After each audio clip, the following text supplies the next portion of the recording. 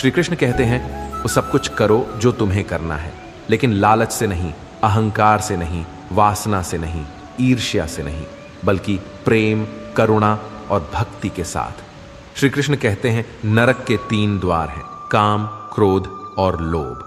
जो व्यक्ति कामी प्रवृत्ति का होता है, जिसके मन में लोभ होता है और जो अत्यधिक क्रोधी स्वभाव का होता है, उसके लिए नरक के द्वार सदैव खुले होते हैं।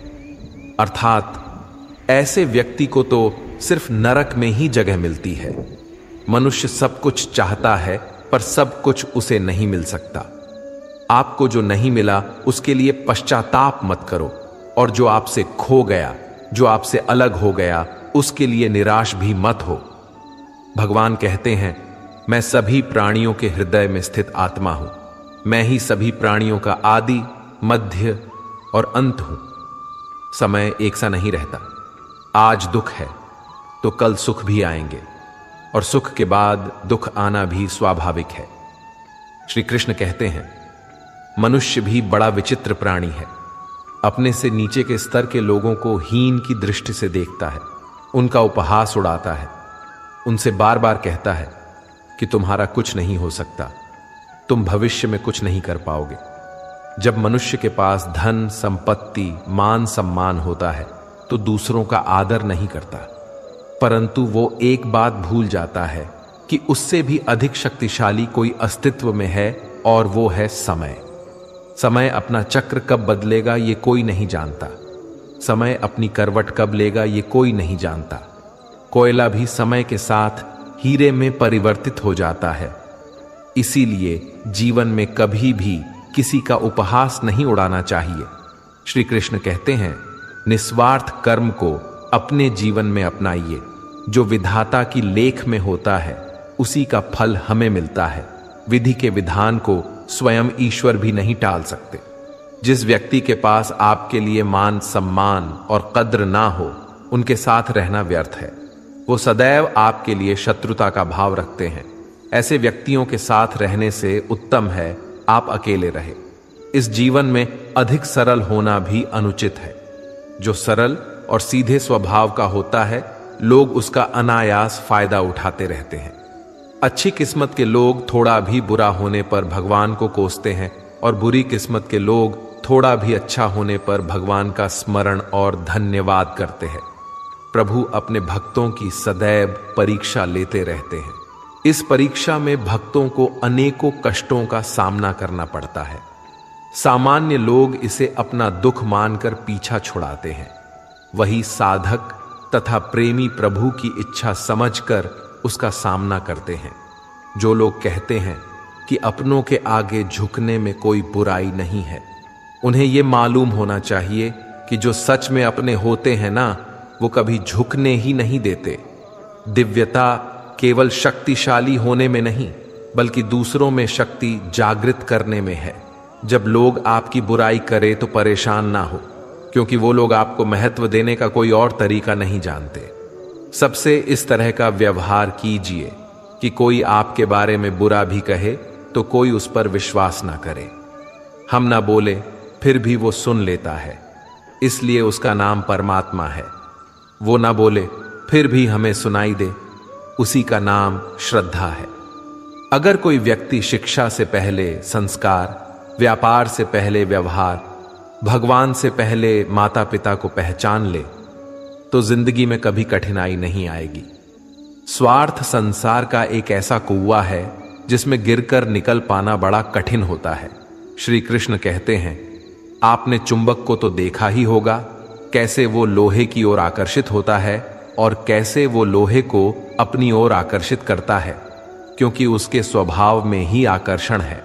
हम सबके भीतर एक ऐसा ही चुंबक होता है, विचार का चुंबक, जो सदा अपने ही जैसे विचारों को आकर्षित करता है। हम जो बोलते हैं वही करते हैं, उसी प्रकार हम जो सोचते हैं वैसा ही पाते हैं। साधु ईश्वर का नाम जपता है तो उसे ईश्वर मिल जाता है, अर्थात फल हमारी सोच पर ही निर्भर करता है। इसलिए हमेशा सकारात्मक सोचिए। एक शहर में एक परिश्रमी, ईमानदार और सदाचारी लड़का रहता था। माता पिता, भाई बहन, मित्र, रिश्तेदार उससे बहुत प्यार करते थे। सबकी सहायता को तत्पर रहने के कारण पड़ोसी से लेकर सहकर्मी तक उसका सम्मान करते थे। सब कुछ अच्छा था, किंतु जीवन में वह जिस सफलता प्राप्ति का सपना देखा करता था वह उससे कोसों दूर था। वो दिन रात जी जान लगाकर मेहनत करता, किंतु असफलता ही उसके हाथ लगती। उसका पूरा जीवन ऐसे ही निकल गया और अंत में जीवन चक्र से निकलकर वह काल चक्र में समा गया। क्योंकि उसने जीवन में सुकर्म किए थे, इसलिए उसे स्वर्ग की प्राप्ति हुई। देवदूत उसे लेकर स्वर्ग पहुंचे। स्वर्ग लोक का अलौकिक सौंदर्य देखकर हुआ मंत्र मुग्ध हो गया और देवदूत से बोला, ये कौन सा स्थान है? देवदूत ने बोला, ये स्वर्ग लोक है। तुम्हारे अच्छे कर्म के कारण तुम्हें स्वर्ग में स्थान प्राप्त हुआ है। अब से तुम यहीं रहोगे। यह सुनकर लड़का खुश हो गया। देवदूत ने उसे वह घर दिखाया जहां उसके रहने की व्यवस्था की गई थी। वह एक आलीशान घर था, इतना आलीशान घर कि उसने अपने जीवन में कभी नहीं देखा था। देवदूत उसे घर के भीतर ले गया और एक एक करके सारे कक्ष दिखाने लगा। सभी कक्ष बहुत सुंदर थे।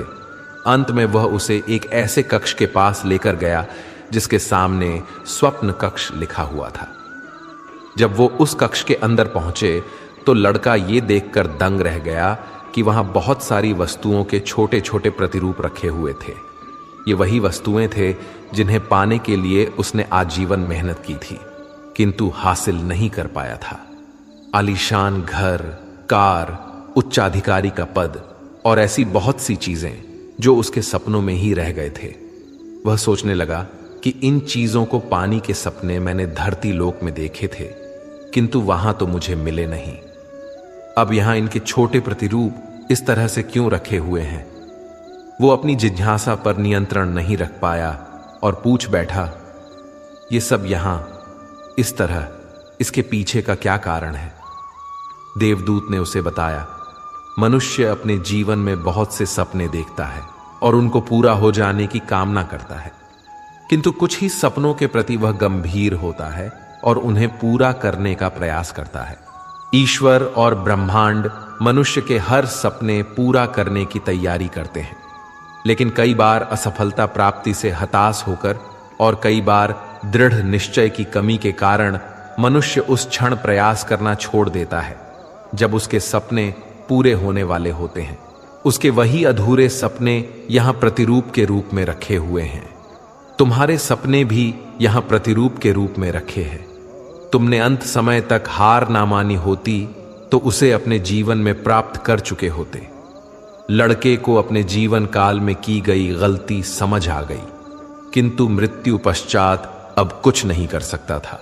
इस कहानी से हमें यही सीख मिलती है कि किसी भी कार्य को पूर्ण करने की दिशा में अगर आप आगे बढ़ रहे हैं तो उसे दृढ़ निश्चय के साथ कीजिए, चाहे कितनी भी मुश्किलें क्यों ना आए, चाहे कितनी बार भी असफलता का सामना क्यों ना करना पड़े।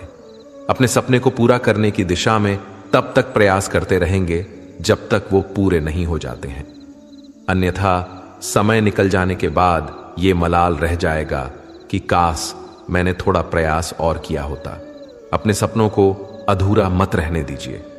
दृढ़ निश्चय और अथक प्रयास से उन्हें हकीकत में तब्दील करके ही दम लीजिए। श्री कृष्ण सदैव आपके साथ हैं।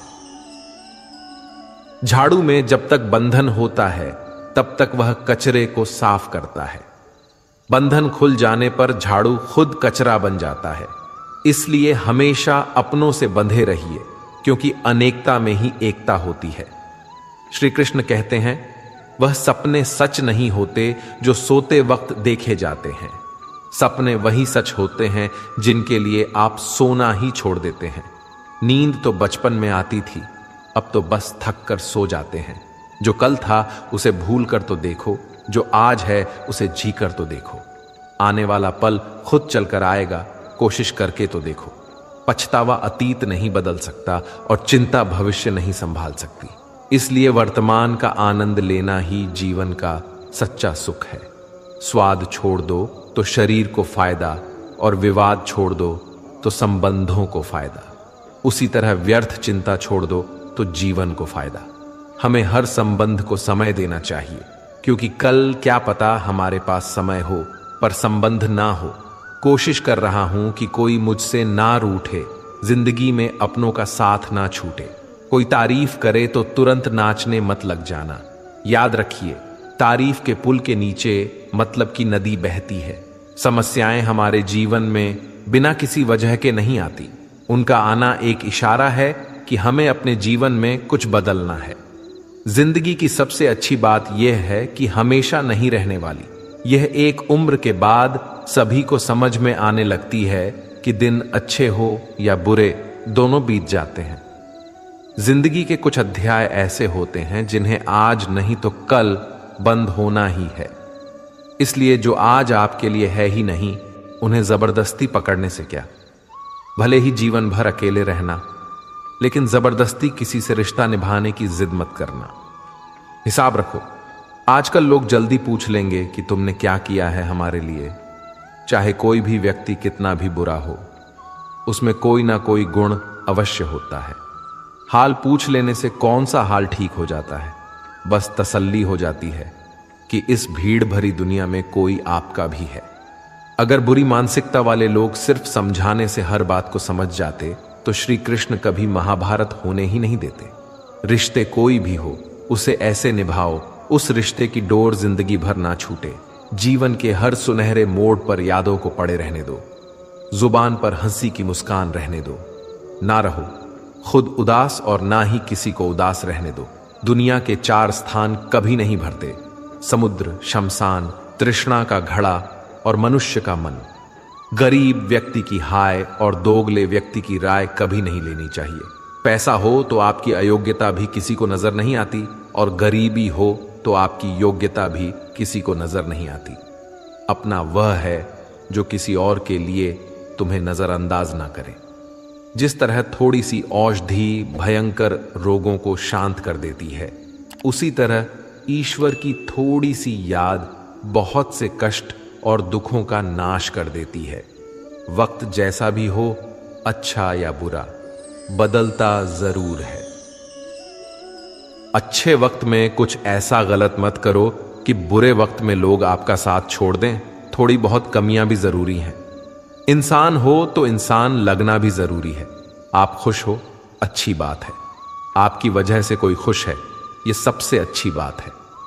श्री कृष्ण कहते हैं, अगर कोई तुम्हें दुखी करे तो बुरा मत मानना, क्योंकि लोग उसी पर पत्थर मारते हैं जिस पेड़ पर ज्यादा मीठे फल होते हैं। जब इंसान बिना चाबी के कोई ताला नहीं बनाता तो वह तो फिर भी भगवान है।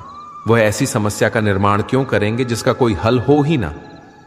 मौन रहना एक साधना है और सोच समझकर बोलना एक कला है। किसी को कोई फर्क नहीं पड़ता कि आप किन हालातों में जी रहे हैं। आपको खुद ही आपके हालात बदलने होंगे। आप अपने आप से इतने मजबूत होने का वादा करो कि दुनिया की कोई भी चीज आपके मन की शांति को भंग ना कर सके। जब किसी की जिंदगी में आपकी जगह कोई और आ जाए तो आपका पीछे हटना ही बेहतर होता है। अक्सर इंसान को वही रिश्ते थका देते हैं जो उसका इकलौता सुकून होते हैं। अगर आप दुख पर ध्यान दोगे तो हमेशा दुखी रहोगे, और सुख पर ध्यान दोगे तो सुखी रहोगे। आप जिस चीज पर ध्यान दोगे वही चीज सक्रिय हो जाएगी और आपके जीवन में तुरंत प्रवेश करना शुरू कर देगी। यही कुदरत का नियम है। हृदय से जो दिया जाता है वह हाथ से नहीं, मन से जो कहा जाता है वो शब्द से नहीं। चिंता मत करो, क्योंकि जिसने तुम्हें इस दुनिया में भेजा है उसे आपकी ज्यादा चिंता है। संबंधों को समय की नहीं, समझ की भी जरूरत होती है। श्री कृष्ण कहते हैं कि तुम इस संसार में किसी को खोने के डर से जी रहे हो। जब इस संसार में तुम्हारा कुछ है ही नहीं, चिंता छोड़ो और सजाओ। परमेश्वर आपकी सभी चिंता और परेशानियों से बहुत बड़ा है। जिंदगी जीनी है तो तकलीफ तो होगी, मरने के बाद तो जलने का भी एहसास नहीं होता। अपने वह नहीं होते जो तस्वीर में साथ खड़े होते हैं, अपने वह होते हैं जो तकलीफ में साथ खड़े होते हैं। जमाने की इस भीड़ में जिंदगी कहाँ सुकून पाएगी। बैठो कभी 2 पल तन्हाइयों में, खुद की खुद से मुलाकात हो जाएगी। इंसान अपना बुरा वक्त तो भूल जाता है, लेकिन बुरे वक्त में जिन लोगों ने बुरा रवैया किया था उनको कभी नहीं भूलता। अच्छे विचारों में इतने व्यस्त हो जाओ कि गलत विचार आपको छू भी ना पाए। लोगों के काम आते रहें, क्योंकि कुदरत का एक उसूल है कि जिसके कुएं से लोग पानी पी रहे हैं वह कभी सूखता नहीं है। जिस व्यक्ति ने अपनी आदतें बदल ली हैं उसका कल भी बदल जाएगा, और जिसने नहीं बदली उसके साथ कल भी वही होगा जो आज तक होता आया है। समय कभी नहीं रुकता। आज यदि बुरा समय चल रहा है तो कल अच्छा समय अवश्य आएगा। आप केवल निस्वार्थ भाव से कर्म कीजिए और वही आपके हाथ में भी है। जिंदगी में कितने भी दुख आ जाएं, कभी उनसे भागना मत, क्योंकि जितनी भी कोशिश कर लो मुसीबत आपका पीछा कभी नहीं छोड़ेगी। इसलिए मुसीबतों का डटकर सामना करो। जो लोग बोलते हैं ना कि उनके पास वक्त नहीं है, उनके पास तो समय भरपूर होता है, पर उनको तुम्हें नहीं देना। यह बात समझ लेना कि उनका दिल भर गया है। यह बात जितनी चुभेगी उतनी ही आपको खाई में गिरने से बचाएगी। तो अगली बार उनके सामने वक्त की भीख मत मांगना। ईश्वर सिर्फ दिशा दिखा सकता है, उस पथ पर चलना हमारा काम है। और वास्तविकता में अगर तुम चलना ही नहीं चाहते फिर तुम्हारा ईश्वर को दोष देना व्यर्थ है। कुछ लोग अपनी अकड़ की वजह से कीमती रिश्ते खो देते हैं। कोई भी कारण हो, कोई भी बात हो, गुस्सा मत करो, जोर से मत बोलो, मन को शांत रखो, विचार करो, फिर निर्णय लो। आवाज से आवाज नहीं मिटती, बल्कि चुप्पी से मिटती है। तकलीफ आपको होगी, दुख भी आपको ही होगा। मिली है अगर जिंदगी तो मिसाल बनकर दिखाइए, वरना इतिहास के पन्ने आजकल रिश्वत देकर भी छपते